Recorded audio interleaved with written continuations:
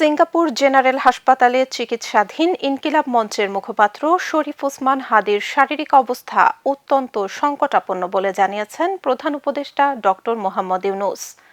বুধবার রাতে প্রধান উপদেষ্টার সরকারি ফেসবুক পেজের এক পোস্টে তিনি একথা জানান। পোস্টে দেশবাসীকে শান্ত থেকে হাদির জন্য দোয়া ও প্রার্থনা করার অনুরোধ জানিয়েছেন তিনি। এদিকে সামাজিক যোগাযোগ মাধ্যমে ছড়িয়ে পড়া হাদির মৃত্যুর সংবাদ সত্য নয় বলে জানিয়েছে ইনকিলাব মঞ্চ। বিস্তারিত ডেস্ক রিপোর্টে।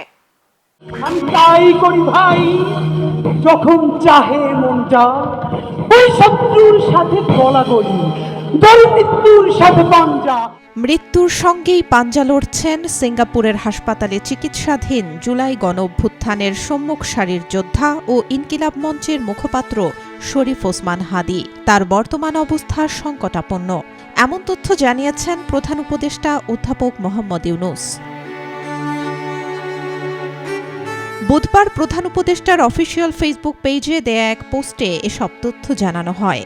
এতে বলা হয়, সিঙ্গাপুরের পররাষ্ট্রমন্ত্রী ডক্টর ভিভিয়ান বালাকৃষ্ণান বুধবার হাসপাতালে শরীফ ওসমান হাদিকে দেখতে গিয়েছিলেন। পরে রাত ৯টা ৪০ তিনি প্রফেসর মোহাম্মদ ইউনূসকে ফোন করেন, জানান হাদির অবস্থা অত্যন্ত সংকটাপন্ন। এমন পরিস্থিতিতে দেশবাসীকে শান্ত থাকার আহ্বান জানিয়েছেন প্রধান উপদেষ্টা। পাশাপাশি হাদির জন্য দোয়া ও প্রার্থনা করারও অনুরোধ জানান তিনি। এদিকে বুধবার রাত থেকেই হাদির মারা যাওয়ার একটি সংবাদ ছড়িয়ে পড়ে সামাজিক যোগাযোগ মাধ্যমে। তবে এই সংবাদ সত্য নয় বলে জানিয়েছে ইনকিলাব মঞ্চ। এক বিবৃতিতে তারা জানায়, ওসমান হাদি ভাইয়ের অবস্থা সংকটাপন্ন, কিন্তু তার মৃত্যুর যেই সংবাদ শোনানো হচ্ছে সেটা সত্য নয়।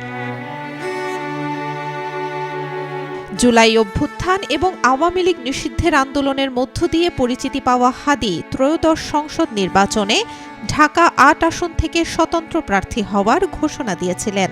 গত শুক্রবার দুপুরে পুরানা পল্টনের বক্স কালভার্ট রোডে ওসমান হাদিকে গুলি করে মোটরসাইকেল আরোহী দুর্বৃত্তরা। প্রথমে হাদিকে ঢাকা মেডিকেল কলেজ হাসপাতালে ভর্তি করা হয়, পরে সেখান থেকে এভার কেয়ার হাসপাতালে স্থানান্তর করা হয়। এভার কেয়ার থেকে উন্নত চিকিৎসার জন্য নেওয়া হয় সিঙ্গাপুরে। বর্তমানে তিনি সিঙ্গাপুর জেনারেল হাসপাতালে চিকিৎসাধীন। Desk report, B news 24।